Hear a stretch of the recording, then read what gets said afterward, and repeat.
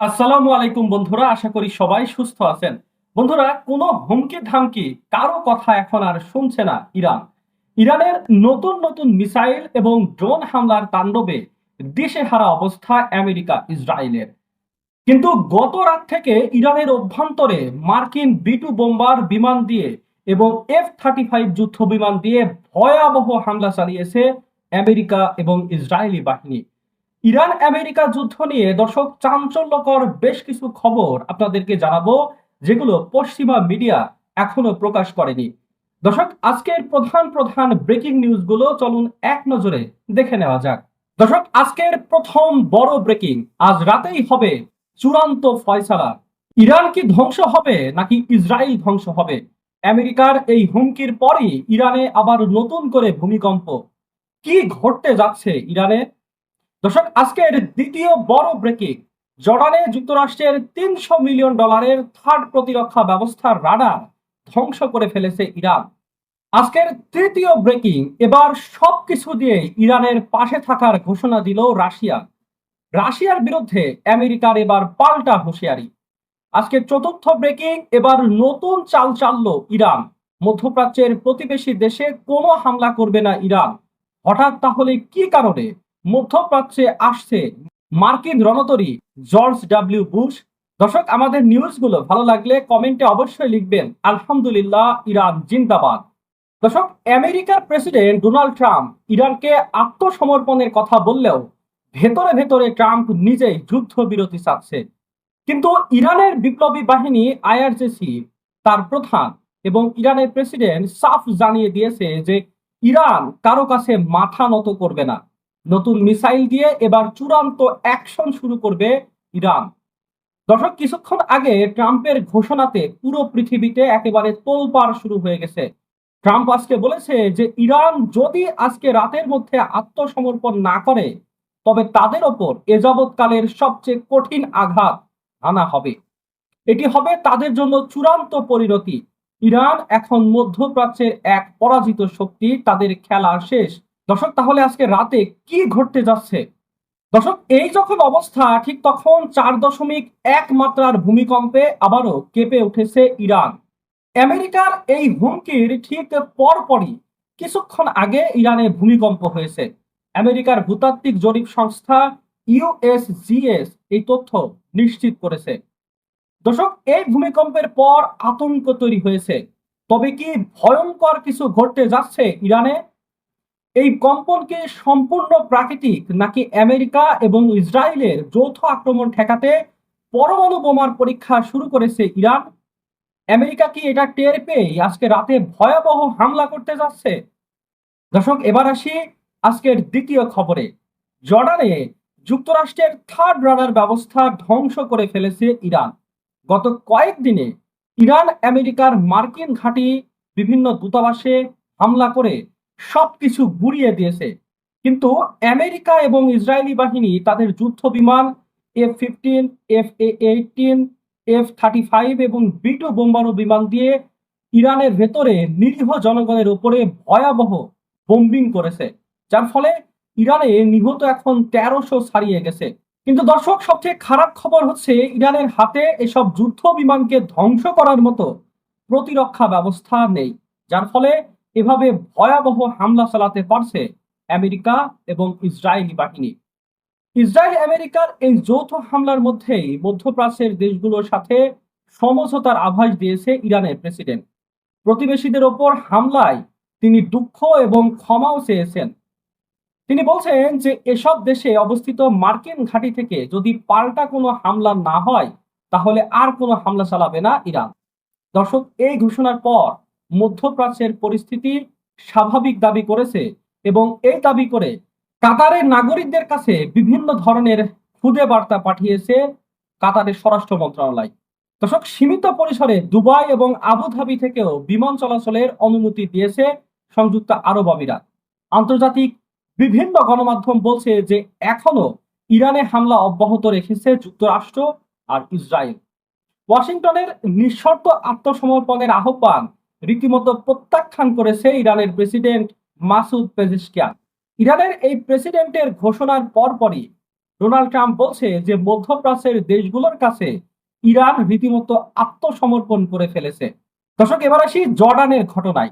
জর্ডানে যুক্তরাষ্ট্রের ক্ষেপণাস্ত্র প্রতিরক্ষা ব্যবস্থার একটি গুরুত্বপূর্ণ রাডার ধ্বংস করে ফেলেছে ইরান।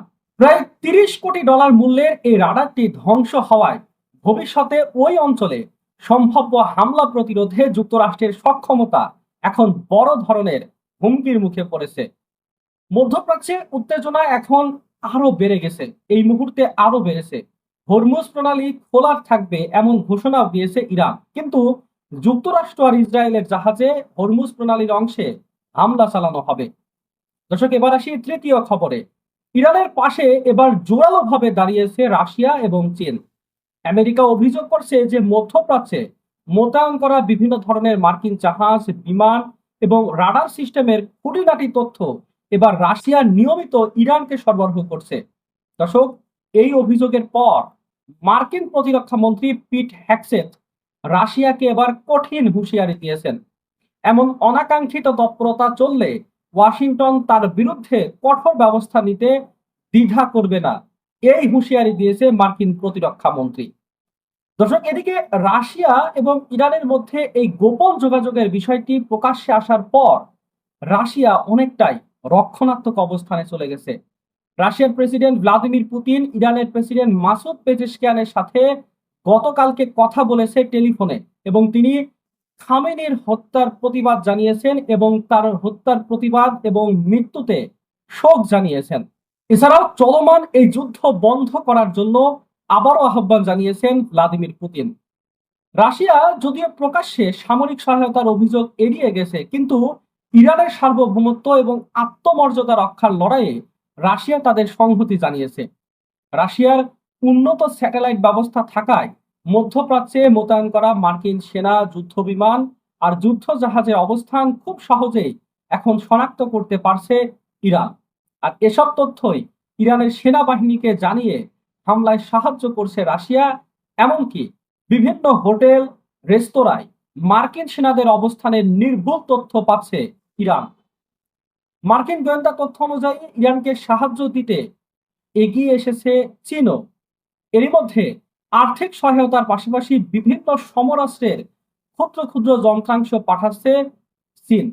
দর্শক, এবার আসি আজকের শেষ খবরে।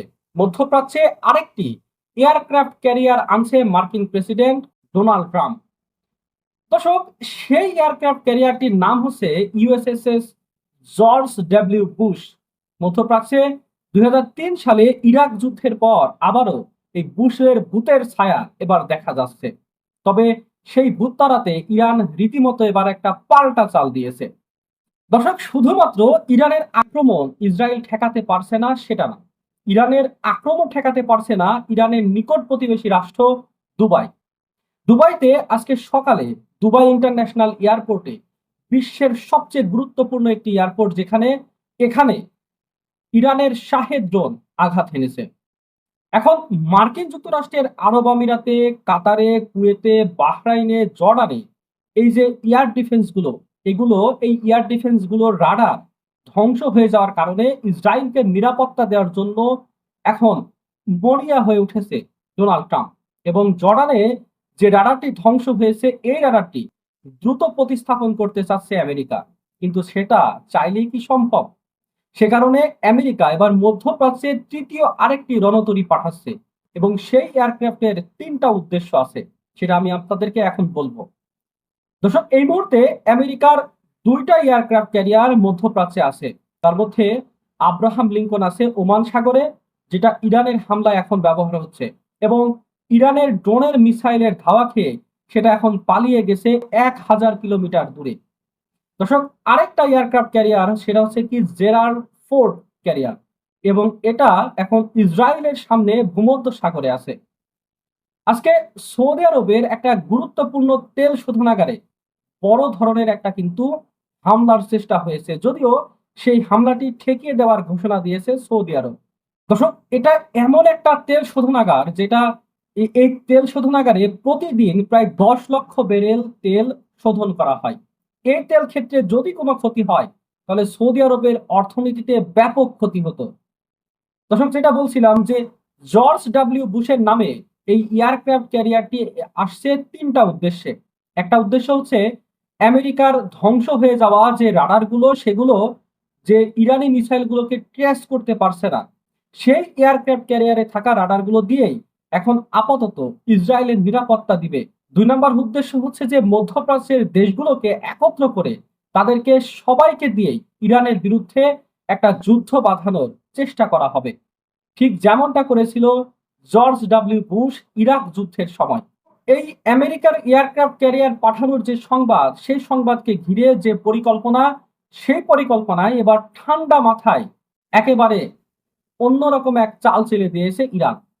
আমেরিকার এয়ারক্রাফট ক্যারিয়ার এখানে আসার আগে ইরানের পক্ষ থেকে ইরানের প্রেসিডেন্ট মাসুদ পেজেশকিয়ান আজকে একটা ভিন্ন রকমের ঘোষণা দিয়েছে, যেটা একটু আগে আমি আপনাদেরকে বলেছি। প্রেসিডেন্ট বলছেন যে আমরা আমাদের আর কোনো প্রতিবেশী দেশের বিরুদ্ধে মিসাইল হামলা করব না, ড্রোন হামলাও করব না, প্রতিবেশীদের বিরুদ্ধে সব হামলা বন্ধ। তাহলে এখন এখানে দুটো ঘটনা ঘটবে। যদি নতুন করে কোনো জায়গায় ড্রোন হামলা হয়, সেটার দায় আমেরিকা এবং ইসরায়েলের উপরই বর্তাবে, সেটার দায় মোসাদের এবং সেটার দায় সিআইএ এর উপর বর্তাবে। অর্থাৎ এই যুদ্ধের সুযোগে যদি তৃতীয় কোনো পক্ষ চেষ্টা করে, কোনো সুযোগ নেওয়ার চেষ্টা করে, তাহলে সেটা এবার আর কোনো কাজ করবে না। দর্শক, এই অবস্থায় আপনি কি মনে করছেন? নিচে কমেন্ট করে অবশ্যই আপনার গুরুত্বপূর্ণ মতামত জানিয়ে দেবেন। যদি মনে করেন যে এই বিশ্লেষণটি থেকে আপনি নতুন কোনো তথ্য জানতে পেরেছেন, তাহলে ভিডিওতে একটি লাইক দিয়ে চ্যানেলকে সাবস্ক্রাইব করে আমাদের সাথেই থাকবেন। আর যুদ্ধের সত্য খবর এবং সত্য আপডেট প্রতি মুহূর্তে পাওয়ার জন্য আমাদের চ্যানেলকে সাবস্ক্রাইব করবেন, সাথে থাকবেন। আল্লাহ হাফেজ।